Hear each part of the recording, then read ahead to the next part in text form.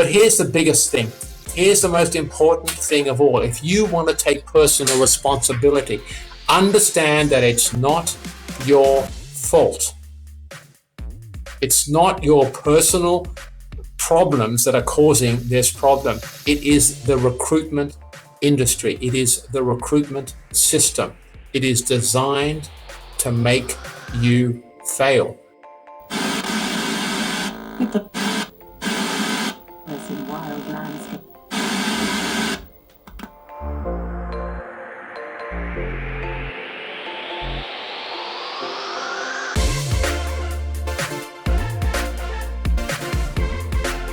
Hello and welcome to the Culture Things podcast. I'm your host, Brendan Rogers, and today this is episode 71. Today I'm talking with Toby Marshall. Toby is the founder of Stable & Wise, and his mission is to solve ageism. He believes 4 skills that he's built up over many years will help achieve his mission. First, recruitment. He founded a recruitment business and published 2 books on job seeking, which are available on Amazon. He also wrote a book for employers on how to recruit better people, particularly the over 40s. Second, community building. He's built many large and vibrant communities, both online and offline. Third, coaching workshops for the mature. It's essential to upskill the over 40s so they can find the job they want. And fourth, marketing. He spent 12 years running a strategic marketing agency focused on community building. Toby says we will not solve ageism unless we get the message out there. Today, we're focused on ageism in the workplace. Toby, welcome to the Culture Things podcast. Thanks, Brendan. Mate, it's great to have you on. Now, we were talking a little bit off recording there before we hit the record button, and you told me you're 70 this year and you're having a live wake. A living wake. Yeah, do we talk about it now or later? Absolutely, mate. I'm interested to know more. I might have to have one at some point. Look, I've got a bit of Irish heritage along with a few other things, and that's a big Irish tradition. The wake, and it's always fun. It's a party and everything else. And people say all these nice and nasty things about the dead. Usually nice because you can't speak ill of the dead. Well, a living wake, I'm there, and they're encouraged to say nasty things, or at least tell silly stories about me where I, offended people. So we're having one of those in June this year. We're going to have at least 150 people here in our house, and we're going to have a lot of fun. It does sound like a lot of fun. And are you worried about anything in particular? Like what do you think's the thing that they're going to say really nice about you, and what's the thing that they think that you'll hear that's maybe not so nice? Well, the nice things are that we are friends with nearly all of our children's friends, and they think we are the best parents that have ever existed, me and Sarah and I, and which is because we've always gone on holidays with lots of kids' friends. So we were the only parents at most 21st, at most weddings, most of everything. We were there. So anyway, they'll say nice things. My kids will say nice things, but they'll also say some appalling things. I don't know what exactly, but they will. Surely there's a bad habit they've said to you, Dad, that is just a bad habit. What is it? Don't listen. But God, I've been working on it hard. Dad, you never listen. Well, one of the things I do with all my staff and interns is I teach them to be more emotionally intelligent. And one of the keys to emotional intelligence is listening. So I've been working hard on that now for about 3 years. Yeah. And I'm getting better, but I'm still shite. But you're improving. That's the main thing. I'm improving. So what's the shite meter? What level of shite do you sit at now as far as listening goes? Halfway. You're only half shite. I'm only half shite. Well, it's certainly better than being full shite. Yeah, correct. I don't know. What else is it? I don't know. What else am I? I'm very set in my ways. I believe strongly in so many things. There's only a certain way. I don't like prejudice of any type. I don't, and I can often cause upsets when I'm out with my children or my wife because I challenge. If anyone shows prejudice in front of me, I always call it out. And that can cause, so little, I mean, I'm careful. I'm not rude about it. I just say, well, that's a bit much. Or really? I try to be friendly, but occasionally, I get some very angry reactions. No one likes being called a racist, an ageist, a misogynist, or a disableist. What's the word for that? I'm not sure what it is. We've got a lot of is in society nowadays, mate. Yeah, we do.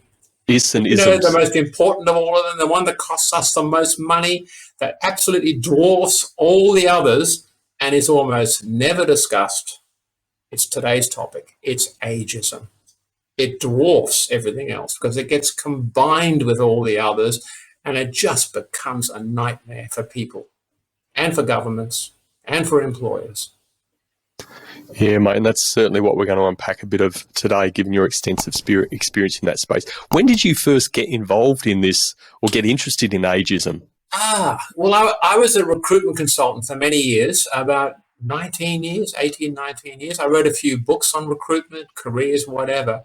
But then I started to see this pattern. I actually had a client, and this is where I really got upset. He runs one of the most successful funds management businesses in Australia. Still does, by the way. He said to me one day, Toby, stop giving me people over 40. I will never hire anybody over 40 because if they haven't made it by 40, there's a good chance they won't make it with me. And I don't want to waste time. I could be wrong, he said, but I'm not going to waste time. There's good people in their 20s and 30s. Now, he still holds those. And when he told me that, by the way, he was 48, 49. Yeah. And I was 2 years older than him. He still runs that business today. And he's on the global board as well. He's a serious person, lots of staff. Tragic. Have you changed his thinking? I couldn't change it. I still can't. I still play tennis with him every week, but, I can't change his thinking. I cannot change it. So that's when I knew it was intractable. Then I started trying to solve it, and I thought, I'll solve this easy. I'll just get some media coverage. Man, not a problem. So I was all over the place. I even had 7-8 minutes on the 7:30 report, and I had some poor head of HR who couldn't find a job. Very employable guy, should have had a job straight away. We had this long interview, and I was on all the 2 News, Channel 10, Channel 7, I think. I was in all the broadsheets. I had a whole page in the Australian. What happened? Nothing. Yeah, I then got some partners together to try and solve it. GFC hit, and I had Zurich as a partner to try and solve this, and then GFC hits, and no one wanted to hire anybody. Yeah, it was like when COVID hit. Like suddenly, no, go away, not going to happen. As someone said to me, Toby, you're a jinx. It's the second time you tried this. First time was GFC. Second time was COVID. There you go. You've got great timing in life, mate. Great timing. But can I say I'm glad I did, because I didn't realize what the real problems were when I tried to launch this with some seed capital way back late 2019, early 2020. I would have wasted the entire seed capital. So let's just hold that thought about some of the sort of causes and can you just give it, what is this definition? What's a well-known definition for you around ageism to help us understand a little bit better? Okay, employment ageism is when people are excluded from being interviewed or being hired purely because of their age. It's as simple as that. When does ageism start? Part of the confusion and why no one believes ageism is a problem is no one can agree on what the date is. There is only one age that has incontrovertible proof of when ageism starts. And, I can't even remember back to this, but it's when you're 40, age 40. And for women, it's actually 38, 39, because they also suffer from appearance ageism and sexual attraction ageism. So many men don't want someone old in their office. Fact of life, So New Zealand did a wonderful study on this. If you're a secretary, it's an old study now, I must admit, it was around 2006, 2007. But if you were a secretary or a receptionist and you were over 40, forget it. You won't get an interview. So don't lose your job. Yeah. Of course, if you network and someone knows you, how brilliant you are and so on, but most people don't have good networks. Yeah. It's one of the fallacies. So with that example, you say, a female over 40 and maybe executive assistant or reception or whatever. What are the things that are going through someone's head to say, well, no, she's too old for that? Like, we need a younger lady, a younger woman, a more vibrant woman, whatever the terms are going. What's going through their head? Whatever it is, what's going through their head is they're judging someone by the cover. Okay, and I'll talk about it now because I think it's important. I like the analogy. You can't judge a book by its cover. Well, when it comes to, let's say there's an old Mercedes parked on the side of a road with a big for sale sign sitting there, and it's very dented and battered and, it's for sale. And then you've got, you're thinking, God, it's cheap, but will it last? Is it any good? Yeah. What you don't know is what's hidden. And it's the same with mature age people. Unless you know what's hidden behind the face, you don't know. Okay. And the big solution to ageism is to understand people's hidden strengths. And that's something we do, but they'll come to that later. So what's going through their heads? Well, for a lot of men, I don't want to hire my mother. You've got a 27-year-old office manager, and he's going, I don't want to hire my mother. You've got sales managers who say, listen, if we're going to open doors, we've got to have attractive women. We can't have old boilers. We need short skirts. We need all sort of stuff. So, appearance ageism and sexual attraction ageism is critical when it comes to front-facing jobs for women. Okay, it's also to a lesser extent for men, but marginal. Okay. You referred to the Mercedes, a motor vehicle, and if you think about the history of motor vehicles, say an aged motor vehicle, they start off really nice, everyone loves them and they're flashy, and then they get older and they get sort of discarded, so to speak, but they hit that 30 years of age and everyone loves them again because they're now vintage. Oh, they're now vintage. Does that actually happen that process happen with ageism? But a lot of second-hand cars are sold with long warranties now. A lot of second-hand cars are really reliable. I mean, we're a Subaru family, and, we had our first Subaru for 12 years, and we only got rid of it because we just, there's better ones around now. We're now on our third Subaru, and it's 9 years old. It's not going anywhere. Once you have something reliable and good, but that second-hand Mercedes, you don't know what's under the cover. You don't know what's in the glove box. Oh, there's a 5-year warranty. And some cars, old cars, particularly European cars, are sold with long warranties. Yeah? So you don't know any of that. You don't know how good the engine is. You don't know if it starts first go. You don't know how powerful it is, how reliable it is, until you use it for a few weeks. So one of the solutions to ageism is mature age internships. Okay? What does that look like, Toby? Tell us more about mature age internships. That's a whole topic by itself. But a lot of your listeners will have seen the film called The Intern. Robert De Niro and what was her name? Anne Hathaway. Now, it's a Hollywood film and, he's charming and old and she's beautiful and young and she runs a startup. But that is just so real. Okay? Mature age internships, which leads to another topic I was going to discuss later in this interview, Brendan, which is who are the most successful founders of startups? What age are they? Have a guess. The most successful age for startups. And who starts the most startups? Which age starts the most startups? 40 to 50 range. Yeah, you had a clue from this conversation, didn't you? The most successful. Maybe. Yeah. It seemed too obvious, but I've said it anyway. Who? No, seriously, I know I'm making a joke of this, but the great majority, been working the last few years in the startup hub, and I was surrounded by 20-somethings and early 30-somethings, surrounded by them.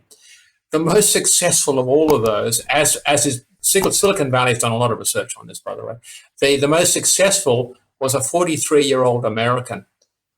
And, we're talking about a serious business now, okay? And not every successful business is founded by older people, but, everyone believes the myth of that moronic man that started some big thing, Facebooky thing. I can't remember now. What's his name? You know what I mean? That a name we will not mention. Not mention on air because he's such an awful Mr. Zuckerberg, isn't it? Mark Zuckerberg. Awful human being, right? But, he's getting his comeuppance now, and I think Facebook is probably history. But that's okay. Young people do start successful startups, but the majority are started by people in their 40s who happen to have a couple of co-founders who work for them, essentially, because they're the boss, who are in their 20s and 30s. Okay, so maturity matters. And I've forgotten why I'm even talking about that, but let's get back to where we were. Does that aid in the scariness of employing an older person if we're saying that, the most successful founders in startups are that 40 to 50? And if you're saying ageism is starting around that 40 mark, and people are aware of that, are they thinking, well, this person's going to shoot off anyway because they're going to go and start up something or whatever? Does that sort of help or hinder? No, not at all. There's only about 1/100% of people who will start a successful business. I mean, I'm talking about a tech startup now. I'm talking about a cloud-based tech startup, new way of doing things, something like Stable and Wise, completely turning recruitment on its head. There's not many people who are not as stupid as me to give this a go, because I'm not making any money yet, but I'm about to. But what can I say? No, it doesn't. And the myth. There are certain people, and this is really important. This point is really important. Unless you understand the people's unconscious drivers, you are liable to hire a 45-year-old who just wants your job and will not work for you, will not settle down and work for you. But they are so, not only do we look at unconscious drivers, I also have 3 or 4 interview questions that absolutely isolate these people. They don't get anywhere near any of my clients. Nowhere. Until they work out that the days of being the boss are probably over, and if they try and take over wherever they work, they're just going to lose that job anyway. Now they're not going to get it in the first place, and they're going to lose it. So you really, really need to understand people's unconscious drivers. Okay, that's the secret sauce in my business. So back to more questions there before we get onto that. Well, just on that, what sort of, people, or how often does that come about to Stable and Wise, that you've got to maybe reset expectations? And in saying that, is it ever a case of, why can't they look at future management positions or taking on roles? Why can't they be as aspirational as any age person? They absolutely can. But don't apply for a junior management job or a junior job, on the front desk, expecting to move up quickly. If you expect that, you won't do a good job at all. There's nothing blocking it. But one of my mantras, okay, let me get, this is an important point. One of my mantras when I was in executive search, right, because I was a higher end recruiter, right, for 19 years. And one of the mantras was, I can't remember. Hold on. What was it? Yeah. Don't hire anybody who can't settle into that job, who is overqualified and underpaid for what they could do. If you're overqualified and underpaid, you got a problem. You got a problem that's just, or if you're going to hire them, be very clear with them that there's no promotion or no going up in the world until you have proved yourself. And you've got to do really well in this job. But I stopped all my clients. Yeah. Because they all said, oh, this guy's terrific. And I say, no, he's overqualified. He will expect too much too soon. And all the questions I've asked him to find that out show that. Do not, so they said, but you presented him before. I said, yes, before I'd interviewed him, I just talked about him briefly. Now I know this person. Forget it. Okay? Forget it. So if you've been an HR director or a marketing director in a medium-sized company, and there's a medium-sized job for a junior marketer in a medium-sized company, and you expect to become a marketing director again in a couple of years' time, no. You're not joining any business that I'm involved with. Okay, so... Toby, what's some of your own story of where I'm assuming you've experienced ageism yourself. Can you share some of that story? Yes and no. Not too much, but a bit. I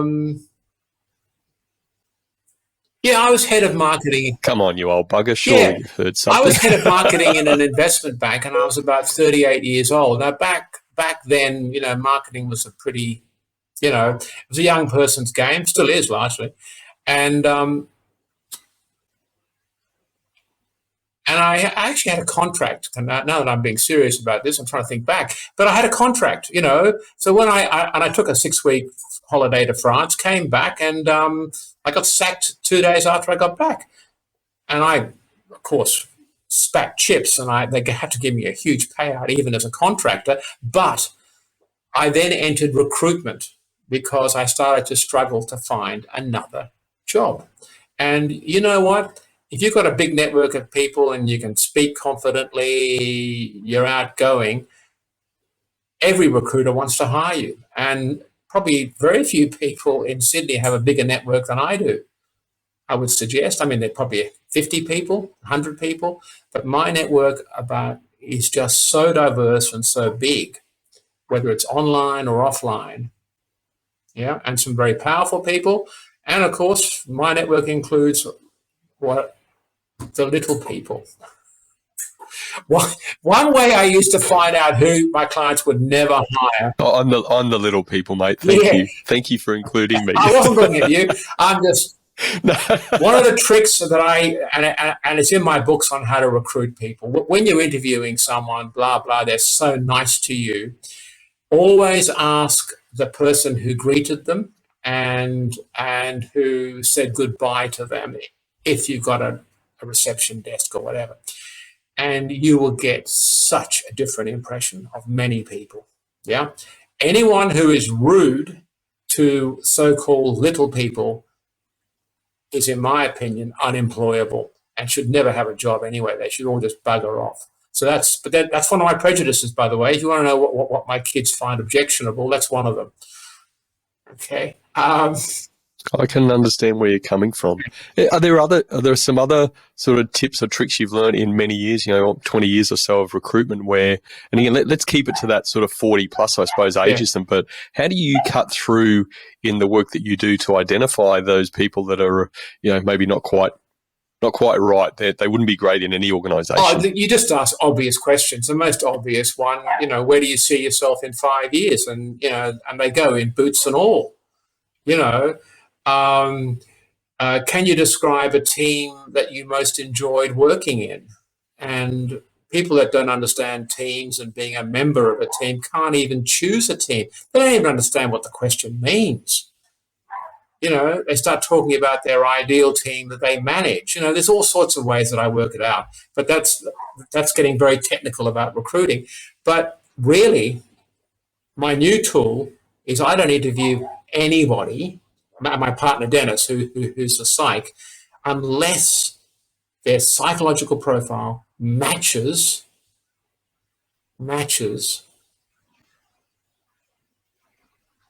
the profile of the employer's best people.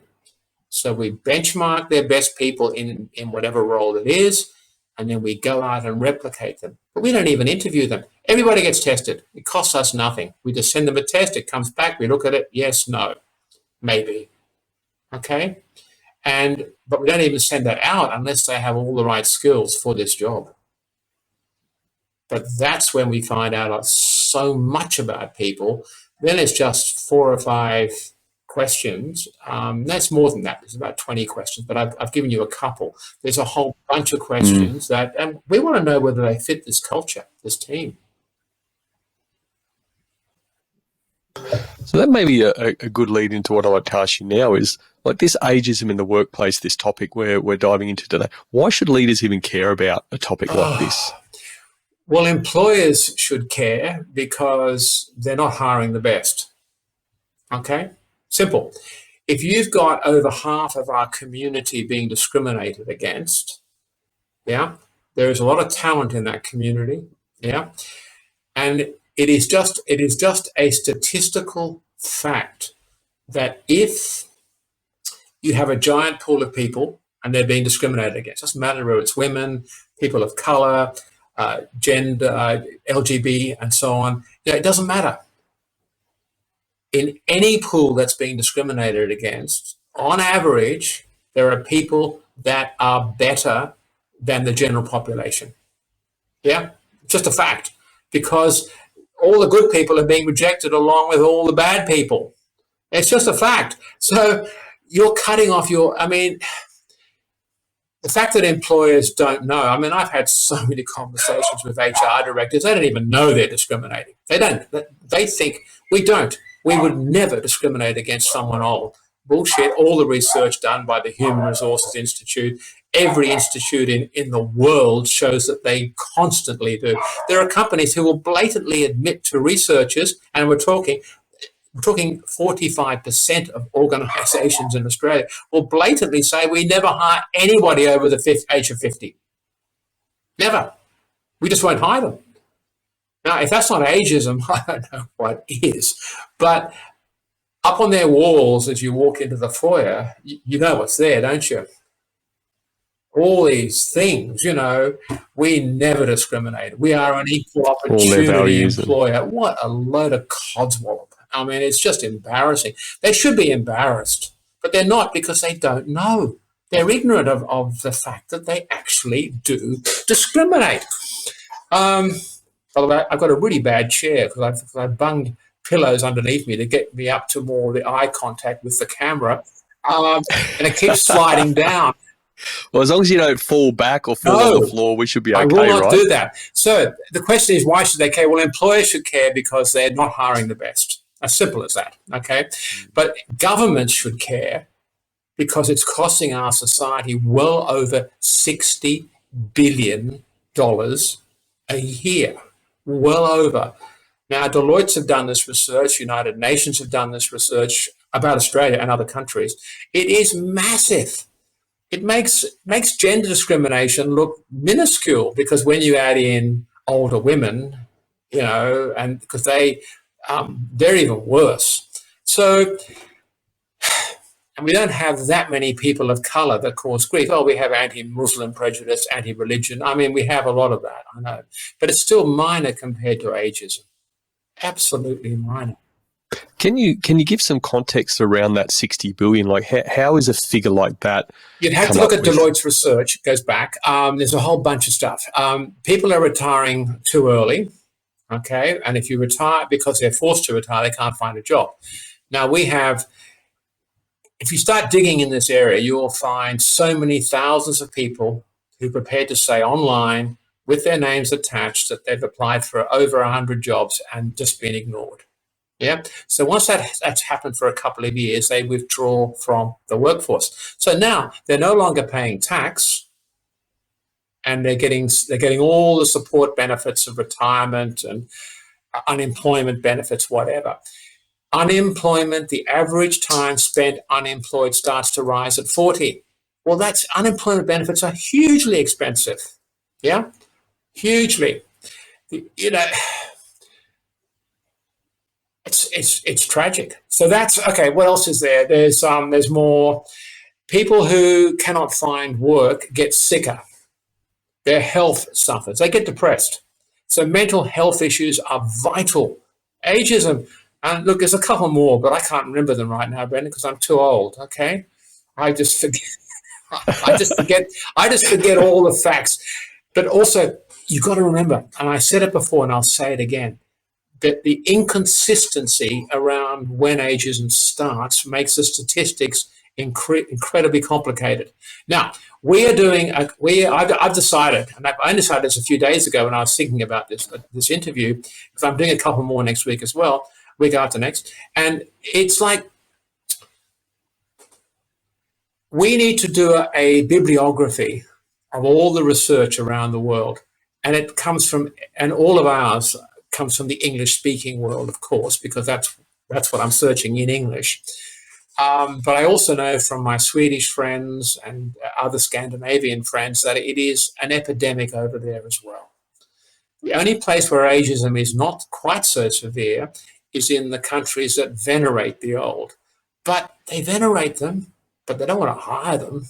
So, that's Japan as well and everything else. If you lose your job, after 30 years in one company, God forbid you're going to find another one of a similar level.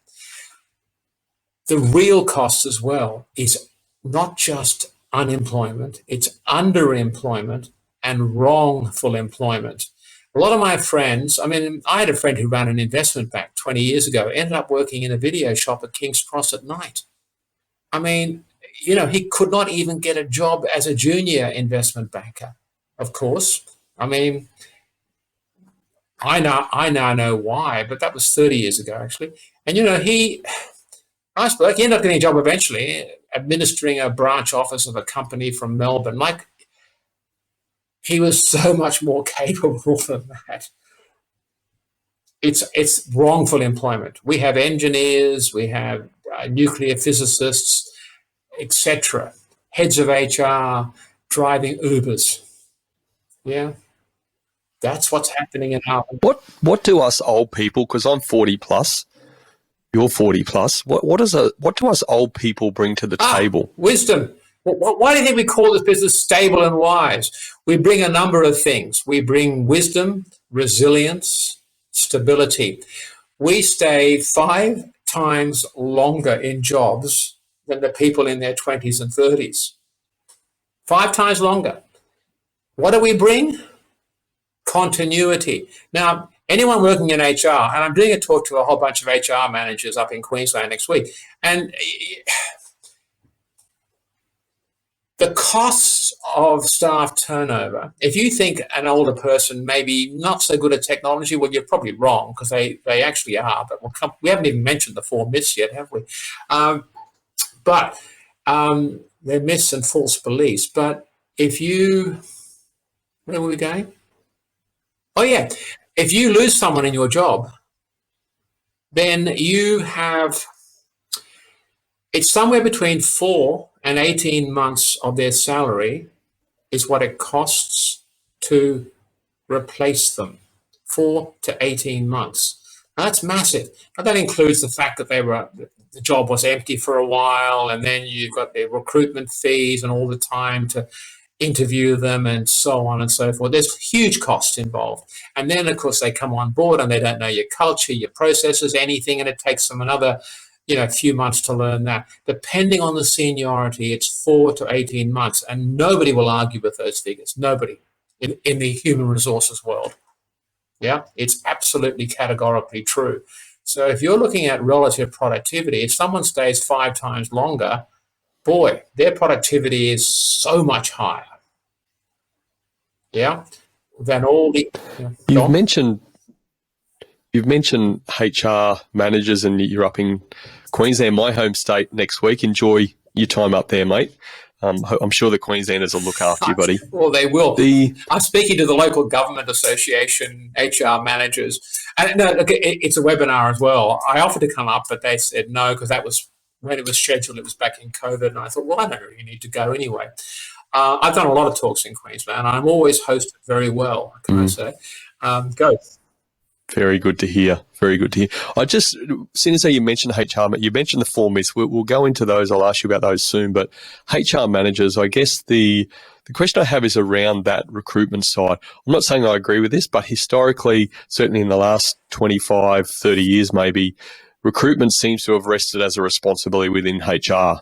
So if ageism is a problem and you're saying it is, and there's research, lots of research by very credible organisations as well as yourself backing that up.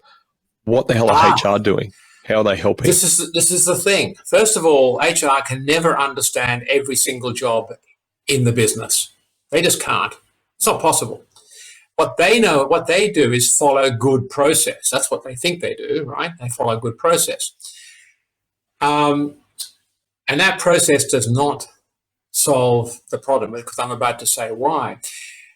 They are also told all the time by the line managers, typically the people doing the recruiting are in their 30s and 40s, yeah, typically. And they will say things like, look, someone in their 20s and 30s is most likely to fit our culture. We're a pretty young team. Now, of course, we'll look at other people.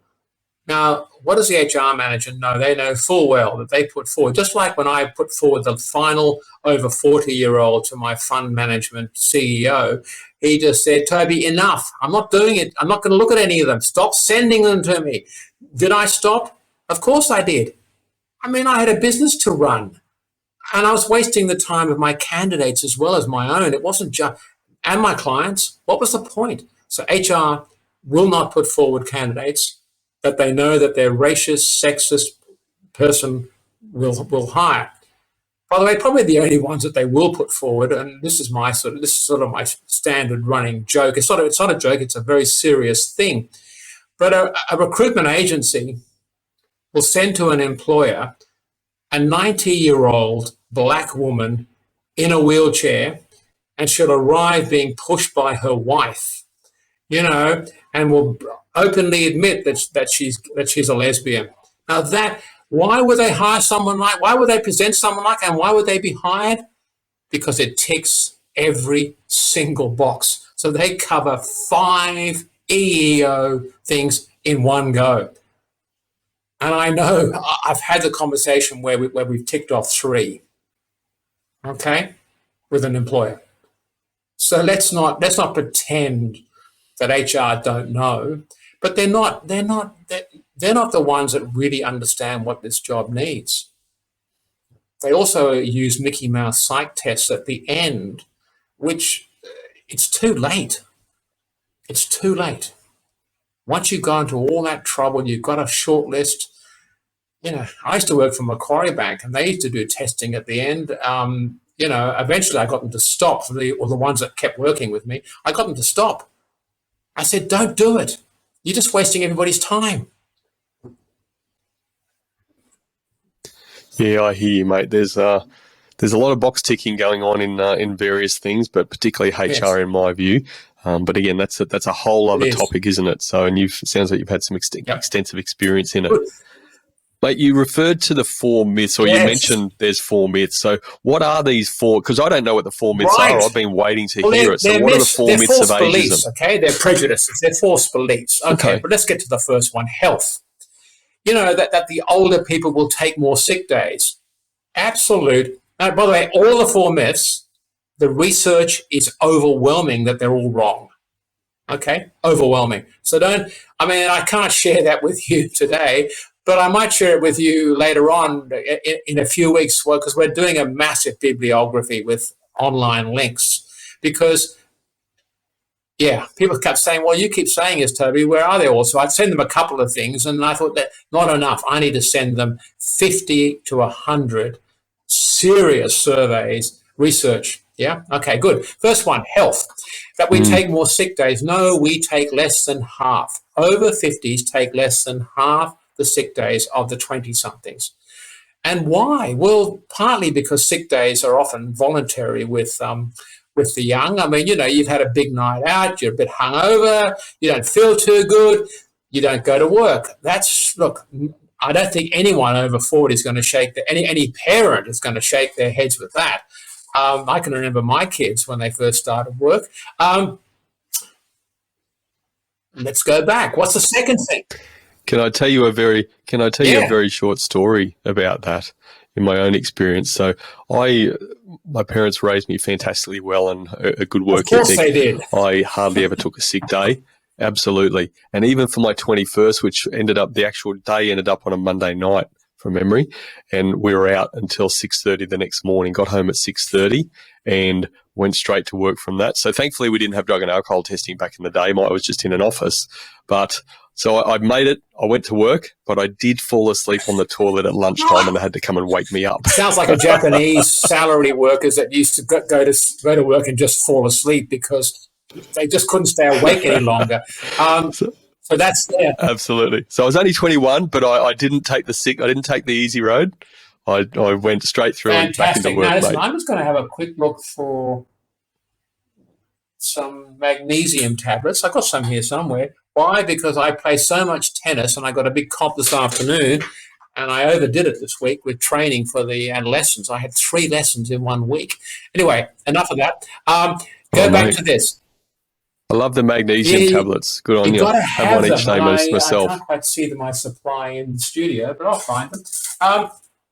Back to this. And can I keep talking? Don't again, going back to the chair, don't fall off the chair like you've fainted because you've got reduced magnesium or something. But I keep talking while I look. So the over 30s, particularly in the times of COVID, have higher stress levels. Yeah, they have higher rates of depression. Absolutely. Okay, of course they do. They also, so their health generally isn't good. They are worse sleepers. Yeah, so they not only have fake sickies, they actually are less healthy. They don't look after themselves as well. Us oldies know we have to look after ourselves, and I'm including you in that, because if you're over 40, you're an oldie, you have to look after yourself. You can't go on. You've got to take magnesium tablets, right? Good. Absolutely, mate. Have you tried that Voost? I just get those Voost tablets, put it in some water every morning. I take really those good when I'm playing on a hot day. In fact, tonight's game, if it doesn't rain again, will be a good 3-hour marathon. So I'm going to need something like that. Now, back to this. We might have to try and get this episode sponsored by Voost. What do you reckon? All right. The second big myth: we are technophobes. We don't understand technology. But I got to say before I say why this is rubbish, I got to say a couple of things there. Technology is clearly vital in virtually every job in the world. Now, apart from manual, factory and laboring works, technology is vital. Secondly, the young are really good at certain technologies. Think Facebook, iPhones, TikTok, and so on. But when it comes to work technology, the stuff that makes businesses run, governments run, etc., we are streets ahead. Yeah, you're thinking database, you're thinking project management software, you're thinking almost everything, spreadsheets, formatting Google or Microsoft documents, high-level formatting. The young have no idea. The number of young people I've hired over the years, and there's quite a few of these, who would give me a spreadsheet. I'd say, go and put these figures in and let's look at the results.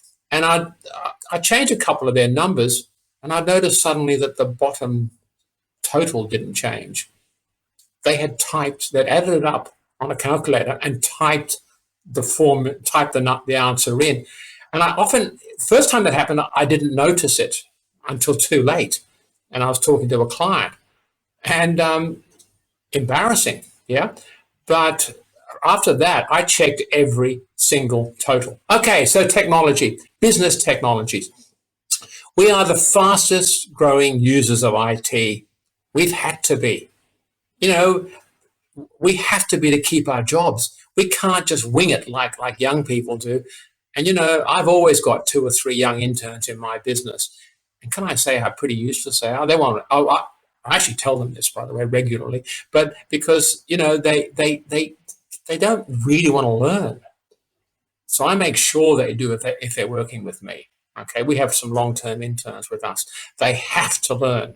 Okay, good.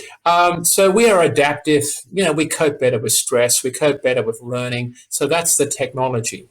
Yeah, that's the second big myth. And you know what? Nearly every one of my friends in their 50s, 60s, 70s, and 80s, all of them believe they're useless at technology. All of them. Because I think you said this earlier before this call started, the biggest problem with ageism is it's believed by everybody. But I'll come to that in a second. Why does it persist? Because the old believe it as well. Third, our wages are higher. We cost more. Absolute rubbish. Not when greater experience, skills, and productivity are taken into account. Experience plus skills plus stability plus subconscious strengths equals high productivity. Okay, that's really the reality of. So we don't cost more. Biden, Trump, and Pelosi. You love them or hate them, they are still highly functioning people, aren't they? And they're not exactly young. They make me look young. Okay, so that's I'd question one out of the three. Oh, Trump. You're not anti-Trump, are you? Look, he's still highly functioning. I'm not anti-Trump. I'm not. I'm just talking about what we see through the media, and I'd have to say that probably one of the three is not as high functioning as what they need to be, and that's probably the most dangerous at the moment. It could be Biden, I agree. But anyway, it doesn't matter. But that doesn't matter, guys. It doesn't matter. What they're still in high-powered jobs. They're still functioning pretty well. Maybe not at the level of president or Speaker of the House, but they are there. And so we can say we don't want to hire anyone over 40, but then how come the presidents and the Speaker are all over 70? Is Pelosi 80 yet? I don't know. That's fine. I have no idea. So that they're less likely to change jobs. It fits the ages. The final myth, and I'll keep this short, or delusion I would call it, is the mature are less intelligent, innovative, and creative, that we lose our powers as we get older. No, overwhelming research, all those powers are unchanged. The young think we are losing it, to use an Australian expression, because we can't recall names quickly. We forgot what we were talking about a minute ago. I've done that twice on this call. That's just the way it is. So anyone young joining me, I tell them up front, expect it, and don't think I'm stupid because I can't remember your name. Okay? That's really important. Okay. So who's responsible for ageism? You wanted me to talk about that? So I go on to that now? I do, but I want to ask you why are you employing young interns and not 40 both. plus? My business partners are all, God, how old are they? They're all 60 plus. Yeah. Okay. But I had to, when my seed funding got cancelled beginning of 2020, we signed our terms of agreement. I don't know if you've ever raised seed capital. We had a big signing ceremony on a Friday. No. And that night on the news, all those young people at Bondi were saying, look, we have to leave the beach, but we're just going to go to our place and have a house party. Well, by Monday morning, New South Wales was in lockdown. The phone calls from the 2C Capital people came in. Can we put this on hold? So I didn't, luckily, because I would have wasted that seed capital, okay? I would have wasted it because I didn't really understand what ageism, why it persisted, what caused it. And I didn't realize how nobody believes it's real. Okay, so does that, okay, good. Absolutely. So let's go into that area now. You referred to before. Like who is responsible? Everybody. Where does responsibility sit in this? There's always two sides to the coin, right? That's the point. Everybody except recruitment agents, and that goes against everyone's beliefs. I know because I've done research on this, and most people who couldn't get a job believe that it was the agents, the young, because they're all young. They're all backpackers from England, or they used to be. Now there's a few less of those, but they're still young Tommies. We used to call them barrow boys and girls because that's what they were. They were hard-selling people. Anyway, but it's not their fault. Who's responsible? Employers, governments, and even the over 40s, everyone. Why aren't recruitment agencies responsible? Because we discussed it before. Their job is to give you what you want, what you said you want. It's not their fault. So they'll give you that 90-year-old, in a wheelchair. Not a problem. Yeah? All good. They just deliver it. If there's a $10,000 fee attached to that 90-year-old, or more commonly 15,000, they'll send her in her wheelchair. Okay, that's done. No question. I've presented at lots of recruitment conferences over the years in Canada, Florida, Columbus, Ohio, where else, Singapore, and recruiters are in the room. None of them will deny that they would do that. None of them. They know. We all know. We give employers what they say they want, what we know they will hire. If they say, I'm not going to hire anyone in over 40, you're wasting everybody's time presenting them. Why do that? Yeah, you've got to make a living. You've got to feed the kids, right? I had to face that. He's my best client. And by the way, he's a very good friend as well. He's just ignorant about age. So that's not his fault. Good. And I guess at the end of the day, just expanding on that point, Toby, that, even, I guess, taking a stand on that and saying, well, this is what I believe in or whatever, but you probably wouldn't have a recruitment business for too long because they'll just go to the next recruitment agent that will fill what they need and what they're being asked to do. Very few still today work exclusively like I used to. Okay, most of them, the big corporations just send out a job to their, what they call their preferred suppliers. 3 recruitment agencies get it. The first one to get the resume in gets the placement. Even if all 3 present the same person, the first one to do it gets the job. It is the dumbest process I've ever heard. It is so stupid, but I can't go into that because I've written a book on this, so it's got to be. There's a lot to say about it. But here we go.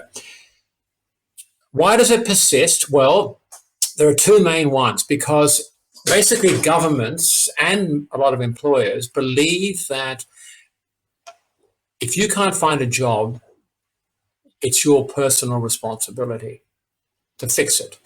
Okay? So get more training, get more positive, build your networks, do whatever, yeah? Lose weight, get fit, yeah? All that sort of stuff. You are told that by every single company, and it's just rubbish, okay? Personal responsibility is, of course, it's important. Yeah, of course you've got to have the right skills, but that doesn't solve it. How can you show you're positive and fit and healthy if you can't even get an interview? After 100 applications, 200 applications, not a single interview. I think you're insane, by the way, if it gets to 200 and you haven't stopped. That's the definition of insanity, surely. But, people do it. Good. But the other thing is this: the government is spending so much money on a couple of schemes that are just like pouring money down a plug hole. One of those, one of them is an upskilling program, and that's sort of okay, but all it does is make everybody frustrated because they still can't find a job at the end of it. Now, I present on some of those programs, so I understand, and I got feedback from the people about how useful they found the course they were on. The government's paying for it, right?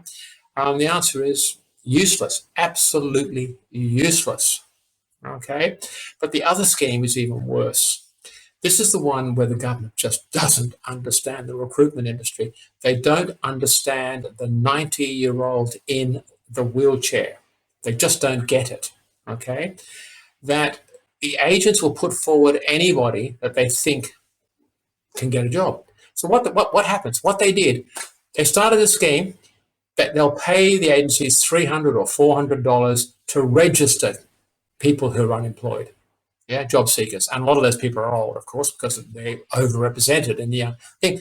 They pay that money, and then they get a sliding scale of fees depending on how disadvantaged those people are. No mention of age, by the way, just skills and whatever. Yeah. If you're Aboriginal, you get the top marks and so on. Those are top fees, but there are also people that are basically unemployable, because of prejudice. So what do the agencies do? Well, they set up. There's hundreds of these offices all over Australia now. They're in the suburbs. They're upstairs in a suburban office, very cheap rent. They've got a receptionist who's actually a sort of a lowly paid recruiter who collects the information, gives them a whole verbiage about how they're going to help them find a job. and then they make one phone call later, and that's it. So you pocket your $300 or $400. It's only taken you maybe 10, 20 minutes of work. So it's good return, and that's it. Nothing else happens. Why would they present someone who is virtually unemployable? But they also don't have the jobs. How are they going to get the jobs? The chance of walking in. That's crazy. Yeah, I've never heard of that scheme. What's that scheme called? The Employment Network or something. Again, I can't remember these sort of names. They're all so bland and stupid. It's had 2 iterations of names. But our treasurer, who at 49.50 is the ultimate believer, being on the right of politics in personal responsibility. He's the ultimate. Yeah, and I, by the way, also agree with that concept. Just it doesn't apply here. He doesn't understand recruitment. He has no idea. Now, we're talking many billions of dollars here for these 2 schemes. We're not talking nothing, okay? And it's a complete and utter failure. And he just renewed the scheme because he was under political pressure last year. He renewed it early last year, I think, because under pressure to be seen to be doing something because of all the growth in unemployment back then. Yeah. What should, so you mentioned a couple of schemes and stuff. In your humble opinion, what should governments be doing to help with this ageism humble, only because crisis? No one's listening to me at the moment in government. I'm trying very hard to get appointments with government. They just don't care. They're totally focused on getting re-elected. Both of them, state and federal, all of them. All they care about is, will this get me re-elected? Is it part of our thing? Oh, you want to cancel a program? No, that's going to be tricky. So what should they do? It's really simple. They need to sponsor an online training program that has all of this stuff with constant webinars. They could sponsor what I do, but it doesn't have to be me. It doesn't matter. Someone who's really good at training people on how to get a job. Yeah, and training employers on how to hire older people. Well, that's simple. That's very low cost. That might be $1 billion a year, max, right? As opposed to $10-20 billion a year. And it's very hard to get the real numbers from the government, but it's bloody expensive. What else should they do? Start spreading the word that ageism is just dumb. But it's costing us $60 to $100 billion every year here in Australia. Yeah, it's damaging our employers. And most importantly, nearly everybody will suffer at some point in their lives from employment ageism. Yeah, they'll be driving Ubers rather than working in banking. So that's what they should do. Why?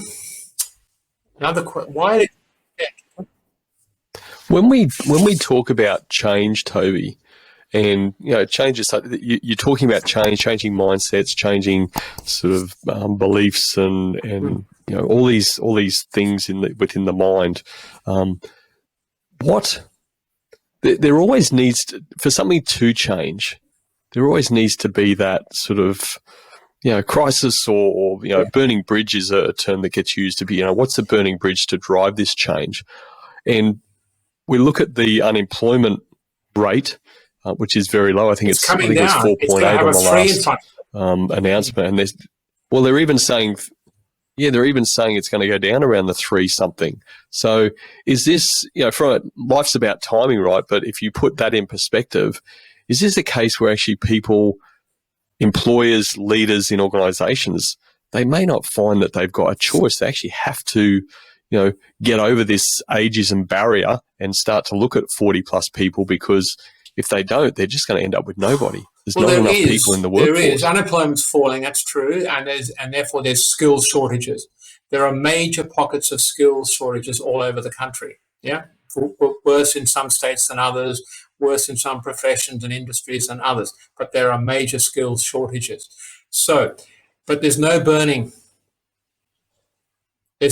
bridge. See, I can go to a company and say, well, you can't hire these people. And they go, yeah, because there aren't any. And I say, well, yes, there are. But that education process is taking an awfully long time. Okay, I'm getting there, and Dennis is getting there, my partner. And And now we finally have this tool that will prove that the older are actually better than the young because of all the things that matter in their subconscious that drives productivity. Yeah. Yeah. So that's sort of, but until we can provide that proof, now we're talking to some very large companies and hopefully we'll have a trial shortly with, well, not a trial, but active with large companies because little ones don't have any impact. You know, I mean, it doesn't get very far. I'm really hoping that Atlassian will be one of those companies. Really hoping. But they're the most ageist bunch of people you're ever likely to meet.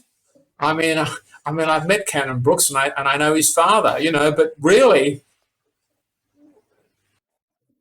So what makes you say that? Have you got an example that you can share? Well, because he's just he was so successful so young. He just believes the young are great. Yeah. He believes you cannot be a good coder, which is what the biggest shortage of skills is around coding, right? Coding drives the startup economy. It drives the cloud. Coding is engineers, they're called in the business, but they're coders, right?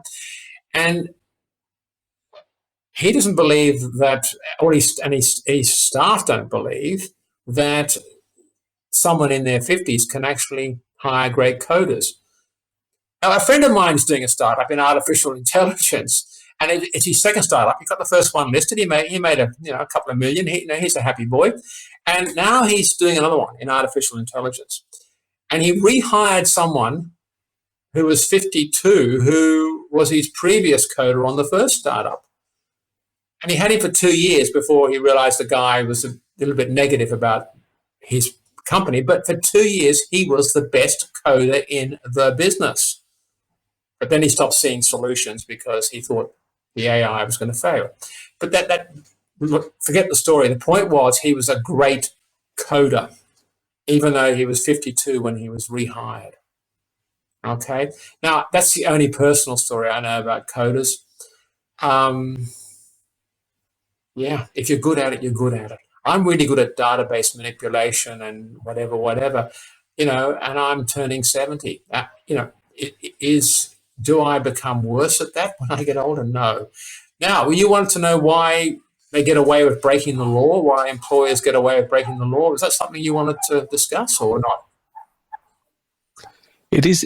Again, it's something I want to unpack today, but I want to go back to the point of personal responsibility because you mentioned it a couple of times in the context of, you know, government and right thinking that you and I spoke before we hit the record button. What, if we look at personal responsibility, what personal responsibility does the people that fall into these age categories, you know, the 40 plus need to take on? And again, I just, because you made a couple of comments during the interview, and I get they're just sort of tongue-in-cheek sort of stuff, but, you know, you've mentioned, you know, it's an old man's game, it's a young man's game, and, you know, we talked offline about you can't teach an old dog new tricks and all this sort of, like. We talked about you can teach old dogs new tricks, and we talked. Yes, exactly. We believe you can teach an old new dog, but we talked about the saying you can't. No.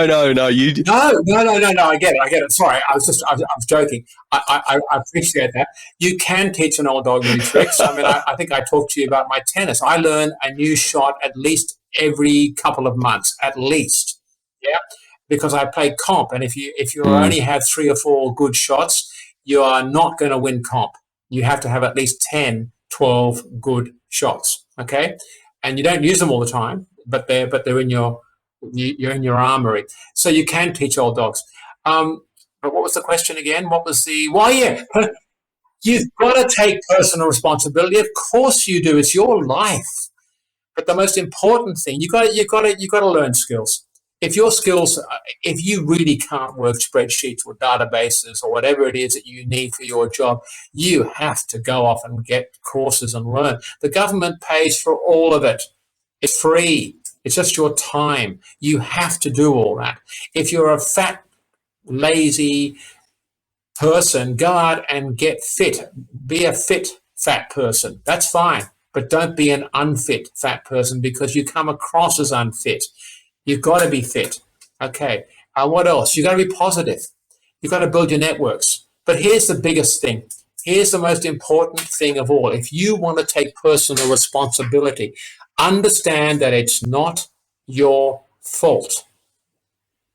It's not your personal problems that are causing this problem. It is the recruitment industry. It is the recruitment system.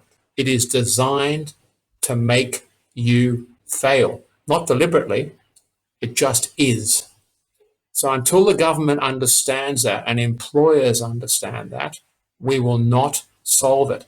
You've got to have the right skills. You've got to be healthy. You've got to be energetic. You've got to have some networks. Yeah? It's still your best way to find a job, whether you're old or young. Yeah? Through your networks. Okay? One reason why I was a good headhunter was because I had giant networks. And I could help people connect and do stuff. And I could check with them who was good and who was bad and whatever. Anyway, all good. Now, why do they break the law? Why does nearly every employer constantly break the law and not know they do it? I mean, it's all these secret preferences. I think we touched on it briefly before. The person most likely to succeed. So there's the HR manager being briefed by, and by the way, this is another reason why HR shouldn't be involved. They don't have the recruitment agency in the room usually when they're being briefed. So it's Chinese whispers now. It's gone from the head of the department or the head of the company to HR to the recruiter and then across to the candidate. By the time it gets to the candidate, you can almost guarantee the job is nothing like what the hiring manager thought it was. It doesn't matter often, but sometimes it really matters. Anyway, so there's secret preferences. The person most likely to succeed is in their 20s and 30s. And to be honest, we're a very Anglo department here. And mate, I hate to say it, but we're nearly all women. We need a woman for this job. Now that, by the way, is increasingly common. Men just probably won't cut it. Now these are all the secret preferences that are all illegal. Okay, it's breaking the law. So the frontline recruiters, but also the frontline recruiters are nearly all under 40. Nearly all of them. Or under 45, certainly. That's whether they work for the corporation or the government or they work for the agency. They're all under 40. Yeah. So what does that mean? Well, let me have a look at this. There's no way to prove they broke the law. When I first started talking about this, I ran a massive seminar on this along with the Human Resources Institute back in 2009, I think, 2010. Anyway, and my big theme was we just drove discrimination underground. We banned discrimination. We banned the symptom. Recruitment, advertising. You couldn't specify gender, age, color, whatever. You couldn't discriminate in public. All we did was drive it underground where no one can prove it. Yeah? The only way to prove it is to get that employer to release every single resume, which is a real problem because they're meant to be confidential. You can't prove it. So all they have to say is no. We put forward the best candidates or we hired the best candidate. That's it. Okay. There are some solutions. Should we get to that now? I think we definitely need to talk about some solutions. Well, again, can you let's break that up into the buckets. So, what are solutions? What are suggested solutions for you from a workplace perspective? People in workplaces actually recruiting, not the recruiters, but the HR people, the leaders in the business. What do they need to do? What are some solutions that they need to look at? They need to just listen. They need to research. They need to discover that it is a serious problem, and they are simply wrong. That their organizations are discriminating, despite all the words on the walls and on the websites. It's just rubbish. It's not true, and they need to understand that. And if they don't understand, it doesn't matter what anyone says. No, I mean I've been shown the door by an HR manager who was actually a bit of a friend of mine, and she said, "Toby, you're wasting our time. We don't discriminate here." Well, the fact is they did significantly discriminate, but, it took a while for her to understand that.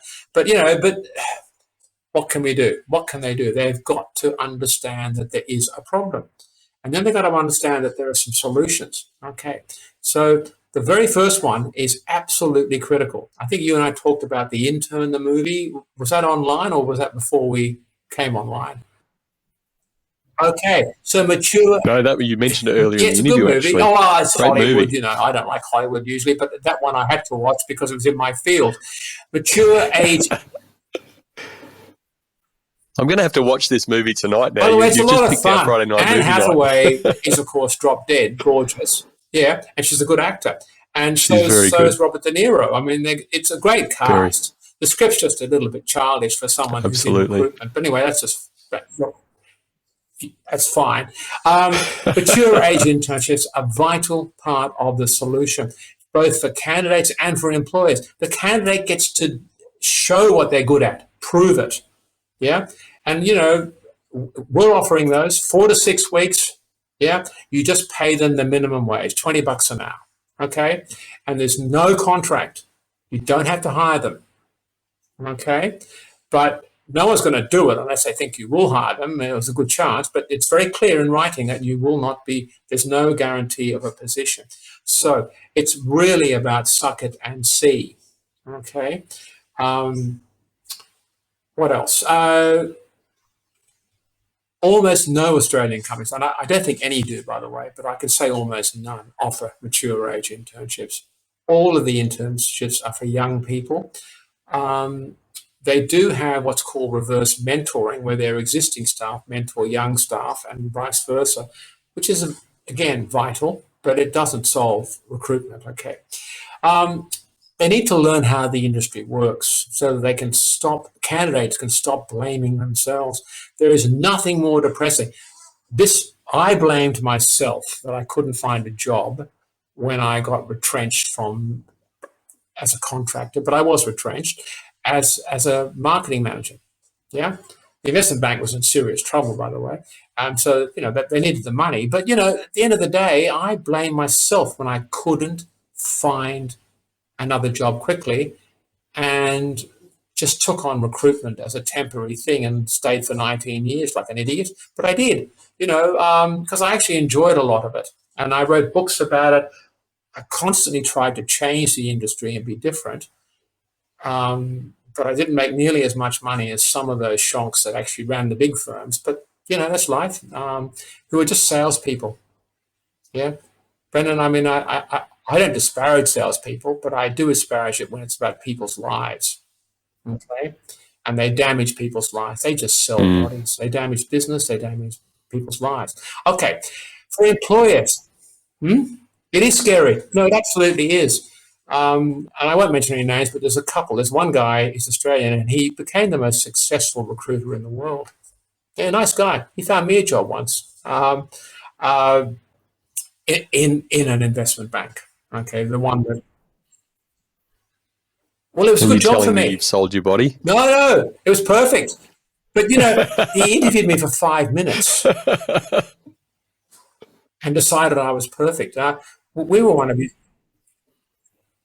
What's that? I liked you after 5 minutes. Oh, God, no, that's fine. But was I the right person for a very complex investment banking job? Maybe not.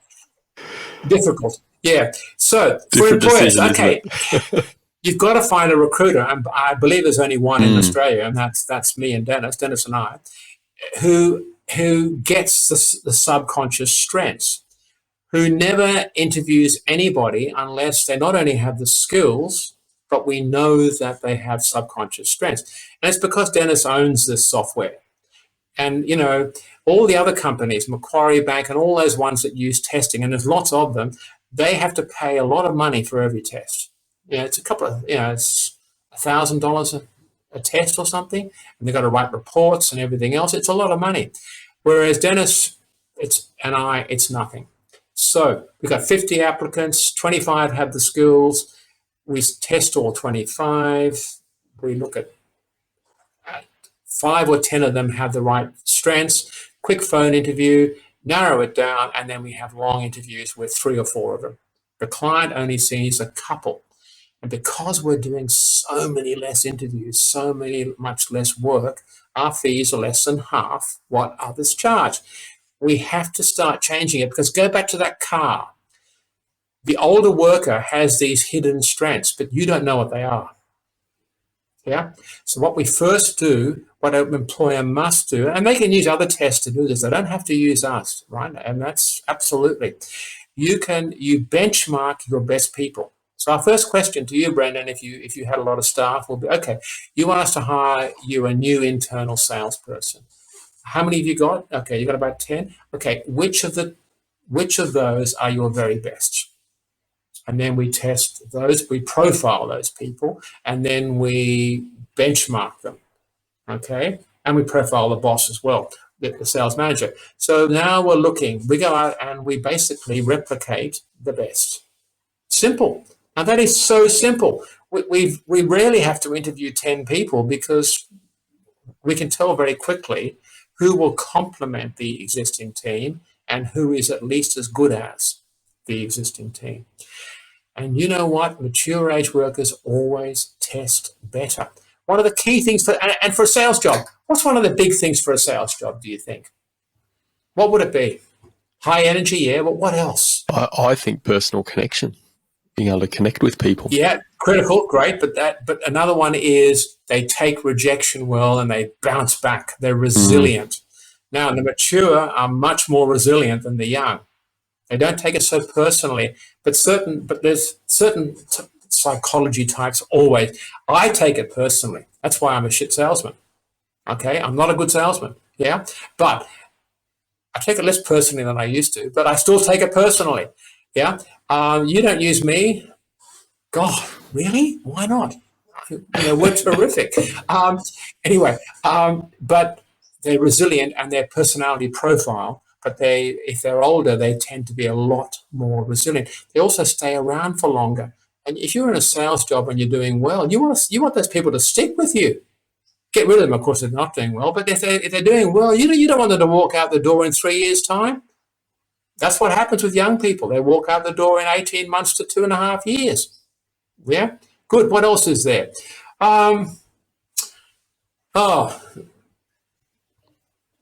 The opportunities, right.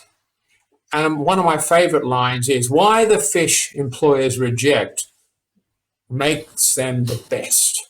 Okay. And that's the John West line, isn't it? It's the John West line. So they're rejecting them, so that pool of older people is full of good fish. I think we discussed that earlier. And I think that's absolutely critical for this whole thing. If you accept that and understand it and go, okay, well, maybe they're a bit old, maybe they look a bit rusty like the old car, but maybe they're the best, okay, because they're in that pool and there's more of them. The good ones are keen to upskill and keep going, and they stay with you much longer. That's it. What more do you want from an employee? Yeah, someone that wants to learn, that fits the team. And by the way, this testing we do is also about team building. We want to not only replicate your best, we want to find those that will complement your best with their various skills. So are they more of an auditory person, more of a visual, more of a kinesthetic, whatever it might be? Did they earn money? By the way, I asked you this question. Did you earn money before you were 10 years old? Did you have a job? I think I did some Bobber job stuff, old Cub Scout things, but I don't think that was me earning money. I think that was money for fundraising or something. Oh, it was for me because I used to pocket it. Well, maybe I did. I can't remember. I thought it was for fundraising, but anyway, Bobber job's about the only thing I could remember prior to 10 years old. Good. That's just one of the things that if people did that. I mean, I used to make very bad kites when I was living up in Kuala Lumpur. Very bad kites, but I sold them to all my friends, and the parents used to roll their eyes and hand over the money. Bobber job for me was I did a lot more than most people, and I figured because I was cleaning a lot more cars and doing stuff that I deserved a little bit of commission on the way through.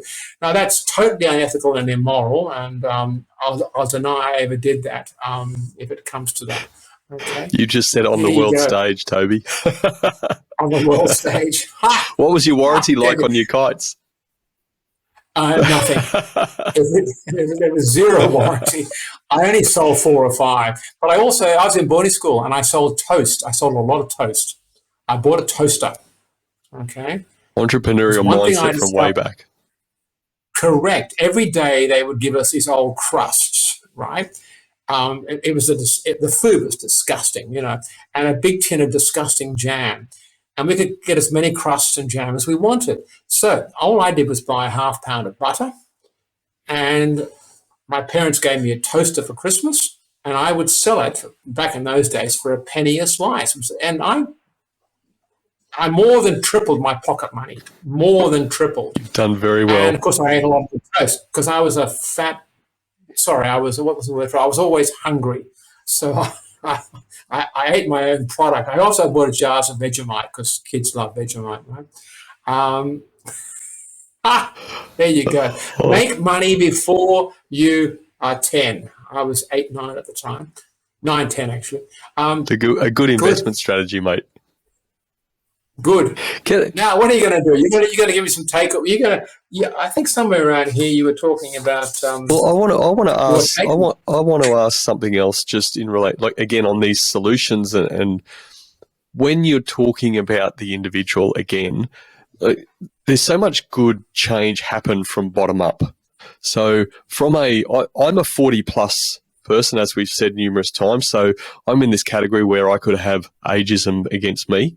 What can I do to keep my mindset fresh or to help drive this change up? Because also from a government perspective, governments listen to change coming up the chain. If people aren't happy about something, then as you say, whether they want to be re-elected or not, a lot of it depends on what the general public is thinking about them. So what can I do? What can others do who are in that age group to keep the mindset fresh and create change? Okay. I've written a few books on how to start businesses. No, not books, sorry, articles and stuff on how to start businesses and so on. But and I'm working with someone who will be doing that as part of what we do. I won't be doing that anymore because I was in marketing for 10 years and our clients were SMEs, right? So I went from recruitment to marketing and now back to recruitment, essentially. No, for individuals, I've got 2 free books. They're online. They're on Kindle. You can have them, if you want a copy, you just got to email me. You'll be sharing my email address, presumably. Absolutely. One is aimed at employers. Yeah, one's aimed at employers, how to recruit great people. So if you want to change governments and employers, they really need to understand how to recruit better. And all the way through that, even though it wasn't written originally, I published that book in 2005, both books in 2005, and rewrote them last year, okay? That it wasn't written originally for older people, but I've added a bit in. But almost everything about recruiting better is anti-discrimination. If you discriminate, you're cutting off your nose, just to spite your face. There's no point. I mean, if you are a misogynist and you are a racist, well, okay, bad luck in business, it's bad. But the other book on how to find a job, absolutely critical. There's a big chapter on resumes. There's a big chapter on preparing for interviews, which almost no one writes that side of things. There's lots of little booklets on resumes and the interview itself. But what about the follow-up after the interview? Absolutely. There's so many key tips in there. Yeah. The most important one, you follow up after the interview. At the end of your thank you email, you say something along these lines. Thanks, John. Really enjoyed meeting with you. I'll be in touch next week to discuss the suitability of my application. Now, what does that do? It makes them have... I only got 2 of those in my entire recruiting career. Even when I'd published the book, I still didn't get them, But I've immediately got to go, oh, God, the boss is going to ring me. Okay? This is what recruiters think. This is what they do. They're going to ring, oh, God, he's totally wrong for the job. What am I going to say? So they've got to have something prepared, or they've got to email Quick Smart and say sorry, but the other candidates were stronger. You know, every single one of those emails is a lie, by the way. Every single one is a lie. The reason why you got rejected is because they were stronger, because they were younger. They weren't male or female. They weren't disabled. They weren't gay. And they weren't dark-skinned. That's why, and for let's say 95% of all of them are just lies. And then people get so frustrated. You as a candidate get so frustrated. I have done this job for 10 years. I am really good at it. Why can't I get an interview? You will never get feedback from a recruiter. There's only one way to get good feedback that will help you in your job search. Only one way, and it's a very simple thing. And this is probably my biggest tip. First of all, put that thing into the thank you email.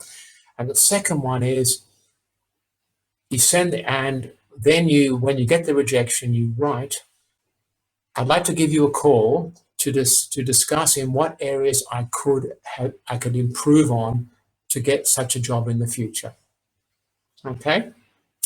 If you ask them to tell me why, you'd say to them, in my first couple of weeks in recruitment, I made this mistake, and my client and my boss just said, Toby, we pay you to keep these bastards away from us, because they got a ranting phone call from the candidate because I had told him that he didn't have the right skills, that he was just so wrong in various ways.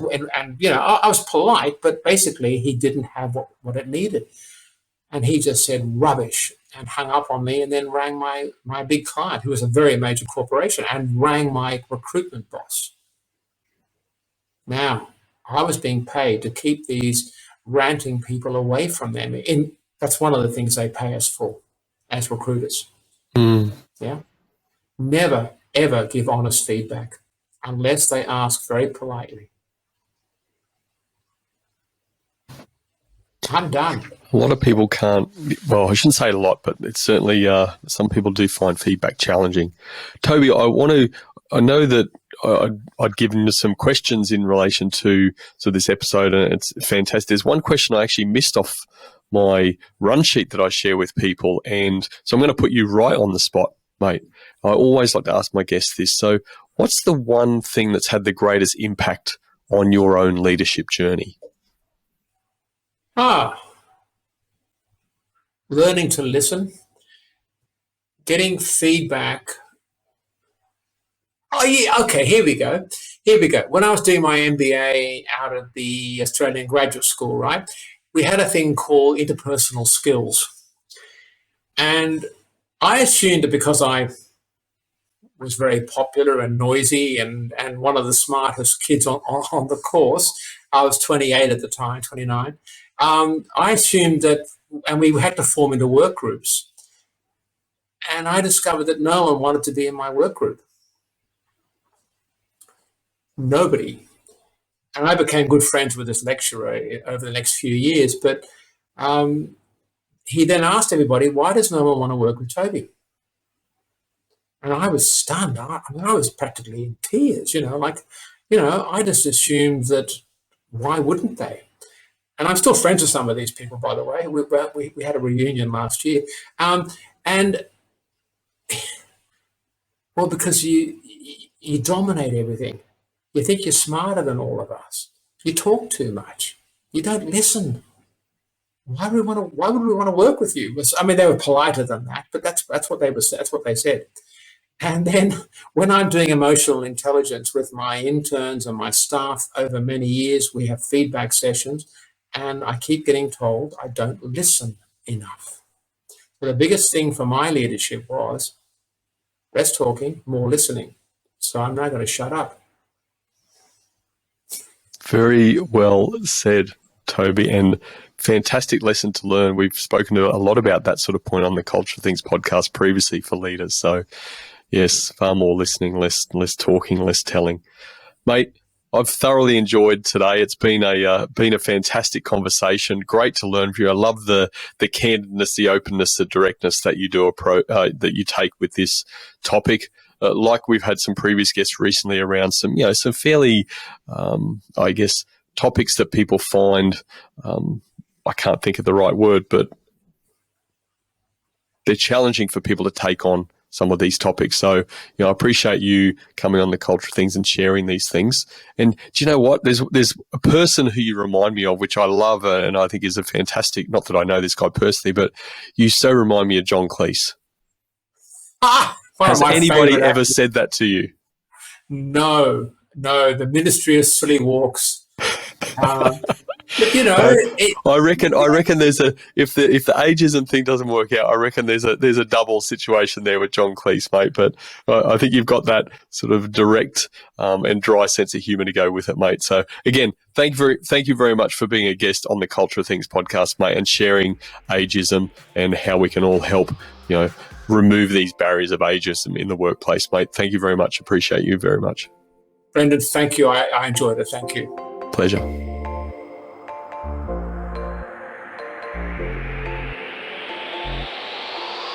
Have you ever excluded someone from being interviewed or hired because of their age? Maybe you've been the one excluded. You may have experienced ageism or been the one being ageist and not even know it. If you're a 40-plus-year-old man or a 38-plus-year-old woman and have applied for a role and never received an interview, there's a chance you have experienced ageism. If you're a woman, you may have also been impacted by appearance ageism. This was something I've never really considered before. Based on the figure Toby quoted from Deloitte Research, ageism is a pandemic, costing the Australian economy over $60 billion per year. Given this figure in Australia, each of us should be doing more to combat ageism. Statistics show the ageing population is also increasing globally. So it's not just an Australian problem, it's a global one.